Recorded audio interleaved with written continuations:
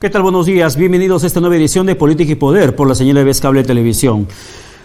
Vamos a comenzar el programa el día de hoy, de la manera como hemos terminado la semana en realidad. El último viernes todos estábamos atentos a lo que podría suceder en este Consejo de Ministros descentralizado del Estado peruano en la ciudad de Cusco, luego de un par de días de protesta.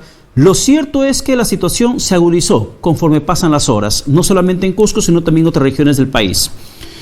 Y llama mucho la atención que las últimas razones por las que la gente sale a manifestarse, sobre todo en el sur del país, es por un tema de cierre del Congreso, también cierre de los medios mermeleros, como lo califican, y de igual forma la instalación de una asamblea constituyente, que a tenor de lo que conocemos es básicamente el ideario de Perú Libre como partido político y lo que Vladimir Cerrón y Guido Bellido vienen defendiendo desde que estaban en campaña y hasta la fecha.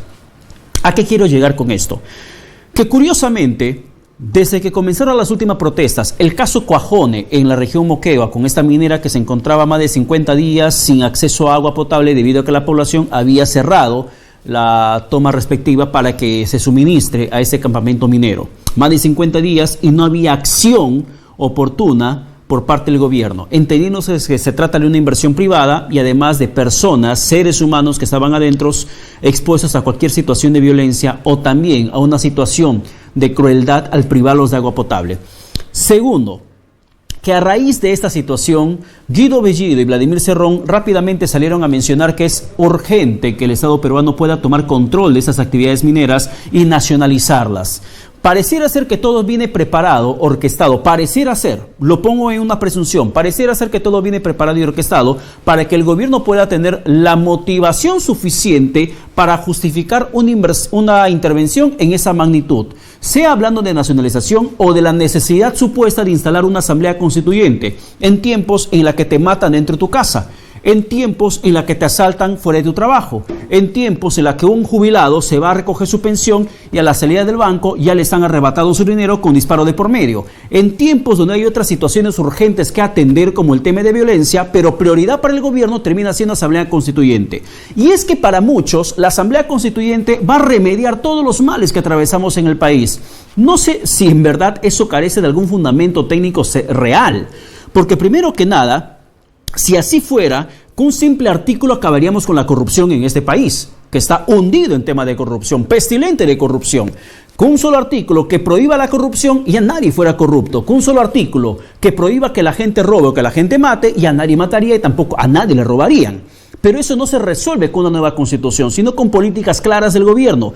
¿Y por qué llegó este comentario? Porque lamentablemente, mientras que el presidente Pedro Castillo, con desconocimiento de sus ministros de Estado sobre lo que iba a hablar en ese momento, anunciando el proyecto para la Asamblea Constituyente mediante referéndum, el gobierno del jefe de Estado no ha hecho absolutamente nada con un decreto supremo que establecía y declaraba en emergencia Lima Metropolitana y el Callao frente al tema de la criminalidad. No hizo absolutamente nada. Pese, por ejemplo, a que el decreto supremo claramente establecía que en el marco de esa declaratoria de emergencia las Fuerzas Armadas iban a cooperar la labor policial para que la policía se pueda enfrascar en una lucha ardua, dura y contundente contra la criminalidad durante el plazo de 45 días. Nunca se vio a un solo policía en las calles. Nunca se vio a un solo militar o de la Marina, o del Ejército, o de la Fuerza Aérea, en las calles. Un solo militar, custodiando, garantizando la aplicación correcta de ese decreto supremo para que la policía, mientras las Fuerzas Armadas custodiaban instalaciones estratégicas y críticas, la policía se abocaba al 100% dentro de la lucha contra la criminalidad, desbaratando bandas criminales organizadas. Muy por el contrario, pese a que el decreto supremo claramente decía que las Fuerzas Armadas debían salir, el presidente del Consejo de Ministros, Aníbal Torres, una y otra vez había mencionado que van a analizar si las Fuerzas Armadas salen. Por Dios, el decreto supremo lo establecía así. ¿Por qué no dieron cumplimiento a un decreto que él mismo suscribió? ¿Qué faltaba? ¿Voluntad política? ¿O se espera que la situación crítica social en el país se agudice para que se pueda encontrar el motivo suficiente para decir no, hace falta una nueva constitución y solamente así podemos cambiar con esa situación del país? Pareciera ser que están gestando un escenario muy complicado, crítico en el tema de protestas, para que el gobierno pueda tener el talante necesario de advertir que una nueva constitución es el único camino ineludible que el país debe recorrer. Pero frente a ello tenemos también oposiciones debido a que muchos consideran que primero que nada una nueva constitución nos corre el peligro de que tengamos finalmente un Estado totalitario, de que más allá de los discursos no se cumpla con lo que realmente se ofrece. Hay algo importante, por ejemplo, que muchos que repiten la necesidad de la nueva constitución, muchos, no todos, pero muchos, desconocen lo que realmente contiene la del 93, contiene la del 79 y la que contendría, lógicamente, esta que se haría en el gobierno del presidente Pedro Castillo. Un discurso político reiterativo del jefe de Estado es el hecho de que la constitución vigente del 93, que surgió del autogolpe que dio Alberto Fujimori el 5 de abril de 1992, que esta constitución solamente pone a la educación y a la salud en una condición de servicio, más no de derecho, cosa que es una falacia, es una mentira, porque la Constitución garantiza el acceso educativo para todos sin distinción alguna como un derecho y la salud de igual manera. No existe ningún artículo de la Constitución vigente del 93 de que este sistema educativo es solamente un servicio, más no un derecho consagrado para cualquier peruano, para cualquier persona que radique en este país. Eso es una falacia la que dicen y repiten políticamente de manera constante. Otro punto, por ejemplo, de quiebre que podría sí marcar la diferencia es la renegociación de los contratos ley.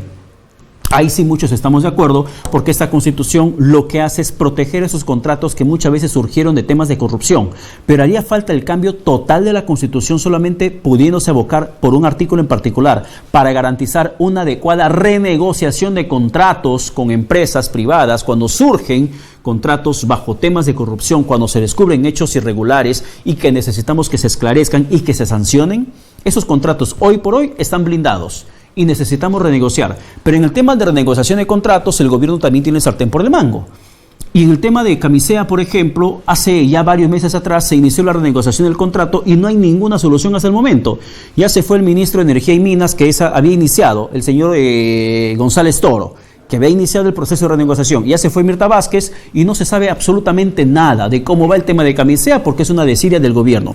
Y finalmente, en el tema, por ejemplo, del contrato, hablando de monopolios, no es cierto cuando dicen que esta constitución permite monopolios. Eso es mentira, es otra falacia política. Perdóneme si hay de repente mucha gente que está en contra de mi opinión, pero revisando la constitución se encuentra que el monopolio está prohibido en la constitución política. ¿Qué es lo que pasa entonces? Tenemos instituciones tutelares deficientes que no controlan que esos monopolios no estén vigentes, o los oligopolios que se convierten en grupos de poder y que afectan el acceso libre al mercado de los consumidores a precios más baratos. Eso es competencia de Indecopi, como también de otras personas o otras instituciones. Bien, y hablando de nueva constitución, Carlos Messía. Él ha sido integrante del Tribunal Constitucional y ha sido también parlamentario y conoce de por medio cómo es el manejo parlamentario y cuáles son los alcances constitucionales de normas como la que está proponiendo en estos momentos el presidente Pedro Castillo. Doctor Messía, ¿qué tal? Buenos días, bienvenido a Vescable. Buenos días, ¿cómo está mi querido amigo? A sus órdenes. Por favor, díganos su primera impresión respecto a lo que anunció el presidente Pedro Castillo de proponer una ley para que se pueda impulsar un referéndum, que la gente decida si quiere o no una nueva constitución. Hay varias cosas acá. En primer lugar, que el primer ministro reiteró en varias oportunidades que no se iba a tocar el tema de la Asamblea Constituyente. Y el presidente ha hecho tabla rasa de las afirmaciones del primer ministro. En segundo lugar, que esta declaratoria de Asamblea Constituyente se da en el contexto de un vapuleo de varias instituciones que son importantes en el país. El primer ministro llamó miserable a un representante de la Iglesia Católica. El primer ministro se ha referido a Hitler como un gran estadista. Y por último, varias de las minas más importantes del Perú han sido capturadas, llevan más de 30 días paralizadas y la policía no ha actuado, no ha puesto orden. Eso quiere decir que hay, parece ser una intención de querer paralizar el país, las instituciones, el Congreso, que además parece estar jugando a la oposición, sin hacerla realmente. Y en ese marco donde las inversiones se caen, donde las cosas suben, al presidente no se le ocurre otra idea que llamar a una asamblea constituyente, y además siguiendo un camino que no es el adecuado. Y lo más grave de todo esto es que en su gabinete tiene a un hombre que conoce todas estas cosas, como es el canciller César Landa, que es profesor de Derecho Constitucional por más de 40 años en la Pontificia Universidad Católica, y también que ha sido presidente del Tribunal Constitucional. De manera de que no sabemos a qué se juega, porque en ningún artículo de la Constitución se habla de la instancia de una asamblea constituyente. La Constitución sí contempla su cambio total, o sea, un cambio de una constitución a otra, pero es por la vía de un referéndum. Y aquí es donde viene la confusión, porque el referéndum es para aprobar o desaprobar leyes o constituciones, pero para aprobar una constitución necesitamos saber cuál es la constitución que se va a aprobar, como fue aprobada esta de la de Constitución del 93, que después que la constituyente lo redactó, se sometió a un referéndum para que el pueblo dijera si esta constitución se aprobaba o no. Entonces, cuando se habla de referéndum, tenemos que preguntarle a quien convoca, en este caso al presidente de la República, qué cosa es lo que vamos a aprobar, dónde está el texto de lo que vamos a aprobar en referéndum. Y obviamente que no hay. Lo que se quiere es consultar, no aprobar, consultar al pueblo si está de acuerdo en una asamblea constituyente. Yo creo que eso no es posible porque lo que el presidente pretende hacer toma en la doctrina constitucional el nombre de plebiscito o consulta popular, y aquí no hay forma de consultar al pueblo, no hay forma de ir a un plebiscito, porque no es un mecanismo, no es una institución de la democracia semidirecta que esté contemplado en el artículo 32, que es el que manda en este caso. Pero doctor Mesía, hablemos del artículo 206 de la Constitución, en la que sí, esta es una prerrogativa exclusiva del Congreso de la República, ir en el sentido de una reforma, de una norma o de un cambio total parcial de la Constitución, y que un referéndum no se convoca si es que antes el Congreso no lo aprueba como tal. Sin embargo, ¿cómo convocar a un referéndum, a una consulta, el nombre que se le quiera poner, si no existe la figura de asamblea constituyente? Y es cierto lo que usted menciona, no se puede someter a un referéndum, una consulta, si está de acuerdo con una nueva constitución, porque no sabemos ni siquiera cuál es la nueva constitución. No vamos a marcar al aire y sin nada concreto. Pero para hablar de una asamblea constituyente, que podría ser de repente la intención del presidente, que se consulte a la gente si quiere asamblea constituyente, pero ¿cómo convocar esto si la figura de asamblea constituyente legalmente y textualmente no existe en la Constitución vigente? Claro, no se puede, pues es un mecanismo, digamos, no contemplado, que significa en primer lugar reformar la Constitución, reformar el artículo 206, pero eso va a necesitar en el Parlamento 87 votos, que no los hay. Así como la oposición no tiene 87 votos para vacar al presidente, el Partido de Perú Libre no va a encontrar 87 votos para reformar la Constitución a fin de contemplar el procedimiento de asamblea constituyente para una reforma total. Ya. O sea, el primer camino es reformar el artículo 206, hacer una especie de... No sé si el término correcto es un ayornamiento, pues es una modificación que diga... Esto me hace recordar, doctor Mesía, perdón, esto me hace recordar a lo que pasó en Chile, que en estos momentos está en una convención constituyente, pero para que puedan llegar a esa convención constituyente también tuvieron que hacer una reforma constitucional previa para incrustar esta figura de la convención y recién así darle pase a esta nueva constitución. Eso tendría que hacerse primero acá. Eso es lo que se supone que se hace en regímenes donde impera la Constitución y la democracia. Digamos, el procedimiento es formal, pero así es, porque justamente la formalidad es la garantía de que la libertad, los derechos fundamentales y las cosas se van a hacer bien. Imagínese usted un proceso penal o un proceso civil donde usted discute su propiedad con otro empresario o, en fin, con otra persona, y el juez no respeta el procedimiento, hace lo que le da la gana, entonces no respeta las formas. Si no se respetan las formas, no hay garantía de nada. Entonces, si en este caso no se va a respetar los procedimientos de forma que está establecido en la Constitución, ya empezamos mal. Y el presidente, por otro lado, ¿no es cierto?, no sabemos qué es lo que quiere. Nadie sabe cuál es su plan de gobierno. Nadie sabe a dónde quiere ir y nadie sabe tampoco qué es lo que se pretende poner en una asamblea constituyente que ya no esté en la Constitución actual. Porque lo que se le achaca a esta Constitución creo que es el capítulo económico. Solo hay dos posibilidades en el mundo: o vamos a una economía social de mercado, donde operan los agentes económicos, las empresas, los trabajadores, sin una intervención fuerte del Estado, o vamos a lo otro, que significa que el Estado gobierna la economía, dirige la propiedad, manda aquí, manda allá, crea empresas estatales, y eso casi siempre significa que detrás de todo eso se pretende colocar una dictadura, porque cuando un Estado pretende controlar la propiedad o pretende controlar los medios de producción, ese Estado tarde o temprano termina controlando las libertades personales, porque del control de la propiedad se pasa al control del espíritu y del cuerpo.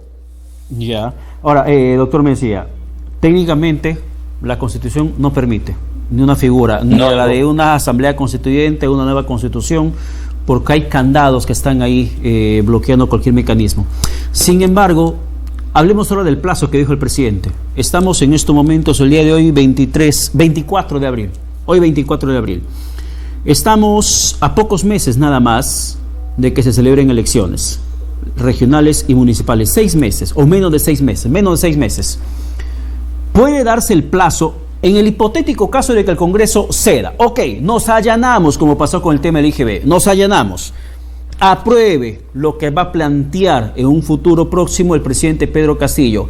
Pero los plazos electorales se pueden saltar así por así para una convocatoria, una consulta como la que ha planteado el jefe de Estado, que el día que vayamos a elegir alcaldes y gobernadores también nos den nuestra cédula para definir si queremos nueva constitución. No se puede, pues tendrían que modificar también la ley electoral, ¿no?, para permitir que se incorpore en la cartilla, en la cédula, lo que ellos quieren, que es una consulta. Pero ni siquiera los parlamentarios pueden ponerse de acuerdo sobre eso. O sea, podrían estar de acuerdo los 87 parlamentarios en la convocatoria al referéndum, y tampoco procedería, porque es probable que algunos ciudadanos presenten 5.000 firmas ante el Tribunal Constitucional, y habría la hipotética posibilidad de que el Tribunal Constitucional en 20 días esté declarando la norma fuera del ordenamiento jurídico. O sea, acá también el tribunal podría jugar un papel importante si es que el Parlamento traiciona la Constitución. O sea, sí, a ver, esa parte quiero entenderla mejor. Si el Congreso de la República termina admitiendo el proyecto de ley y le da forma, le da cuerpo y lo oficializa y la aprueba para una consulta en las elecciones sobre nueva constitución, ¿estarían haciendo un acto inconstitucional? Claro, porque no es que la Constitución dice que no se convoca asamblea constituyente para reformar la Constitución. Entonces, ¿cómo vas a tú dar una ley que convoque a asamblea constituyente? Esa norma es inconstitucional. Y si se aprueba, vamos a decir que los parlamentarios no se creen sometidos a la Constitución, y si se aprueba, es obvio de que va a haber una reacción ciudadana. Solo se necesitan 5.000 firmas para plantear una acción de inconstitucionalidad, o simplemente que un colegio de abogados de cualquier lugar del país interponga la demanda, y el tribunal, claro, con 5 votos de 6 que son ahora, podría expulsar la norma del orden jurídico y se acabó todo. Ya, ¿y cómo sí podría darse una figura de una reforma? Porque, a ver, en su momento leía al doctor Omar Cairo lo que él mencionó, su primera reacción, que esto se trataría de una reforma constitucional, que primero tendría que darse para garantizar que se celebre una consulta a la magnitud que el presidente Pedro Castillo ha planteado en Cusco. Sin embargo, ¿cuáles son los pasos? Resúmenos, por favor, doctor Mejía, ¿cuáles son esos pasos para una reforma constitucional? A ver, no le va a alcanzar el tiempo al presidente, porque no va a tener los 61 votos. O sea, o vamos a ponernos en el hipotético caso que tiene más de 61 votos, y entonces esta iniciativa del presidente tendría que ser recogida por la ciudadanía, y la ciudadanía tendría que dirigirse al Jurado Nacional de Elecciones y decir: el Parlamento no ha aprobado esta iniciativa legislativa de reforma a la Constitución, para convocar a una asamblea constituyente. En consecuencia, Jurado Nacional de Elecciones y RENIEC, por favor denme los kits, los planillones para recoger 2,5 millones de firmas, a fin de que con estas 2,5 millones de firmas yo convoque a un referéndum. Entonces no podría ser ni siquiera en octubre o noviembre. No alcanza. ¿Y en las dos legislaturas, cuando hablamos de la doble legislatura? Tampoco, porque tendría que ser aprobada en esta legislatura, o sea, de aquí a junio, julio, y después aprobada en agosto. No va a alcanzar. Y un referéndum, a ver, el tiempo nos ha ganado, doctor Mejía, pero un referéndum, recordando lo que hizo Martín Vizcarra en su momento, y recuerda usted también que Vizcarra lo que hacía era meterle presión, le metía presión al Congreso para que le apruebe los proyectos de reforma constitucional, porque se vencía el plazo para el referéndum de diciembre de 2018. ¿Con cuánto tiempo de anticipación se tiene que aprobar una norma para que sea sometida a referéndum, a una consulta? No, lo que pasa es de que, digamos, vamos a decir que el Parlamento aprueba hoy día el proyecto de ley del presidente con 87 votos. Ya. Necesita una segunda legislatura para ratificarla. Y vamos a decir que eso sucede el 10 de agosto. Se aprobó con 87 votos el 10 de agosto, pero las elecciones son en octubre. Entonces quedaría solo mes y medio. A septiembre, mes y medio, prácticamente imposible, ¿no? Ahora tenga en cuenta que el referéndum significa que tú vas a aprobar algo. ¿Qué vas a aprobar? Tendrías que aprobar un texto constitucional. Lo que el presidente quiere que se apruebe es una consulta, o sea, una ley de consulta. Eso necesita 87 votos, de mi punto de vista, ¿no? Bien, en las dos legislaturas. El Parlamento tendría que correr, y creo que no van a haber los votos. Fuerza Popular no va a aceptar. Ahí tiene usted 24. Renovación Popular no va a aceptar. Ahí tiene usted 34. Y es probable que Avanza País no pueda aceptar. No, tampoco. Y ahí usted tiene 43 votos. Entonces va a haber también, supongo que, divisiones en Acción Popular. Entonces 130 menos 43, estamos hablando más o menos de 87, 88 votos. Creo que no va a haber, ¿eh? Bien. Doctor Mejía, muchas gracias por la comunicación y su opinión alcanzada aquí a Vizcarra. Gracias. Que tenga buen día. Hasta luego, gracias, muchas gracias. Bueno, el tema tiene para ratos en realidad. Muchísimas gracias al ex integrante del Tribunal Constitucional, doctor Carlos Mejía, conversando con nosotros. Vamos a la pausa y al regresar estaremos en la comunicación con la presidenta de la Comisión de Constitución del Congreso de la República, la parlamentaria Patricia Juárez, de la bancada de Fuerza Popular. Regresamos.